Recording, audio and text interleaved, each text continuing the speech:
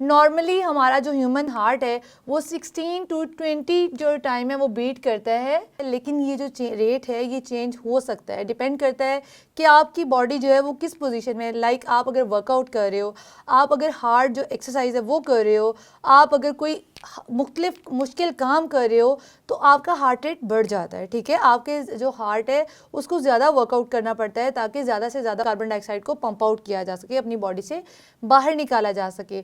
तो जब हम कोई हार्ड काम करते हैं, एक्सरसाइज करते हैं, तो ये रेट बढ़ जाता है और ये 30 to 40 बीट्स पर मिनट हो जाता है। ठीक है, ये इतना हार्ट रेट बढ़ जाता है। ठीक है, अब हार्ट बीट का जो कंट्रोल है, हमारी हार्ट बीट जो है वो कितना टाइम जो है वो बीट करेगा, ये इसको सारों को कंट्रोल करता है रेस्पिरेटरी सेंटर ऑफ ब्रेन।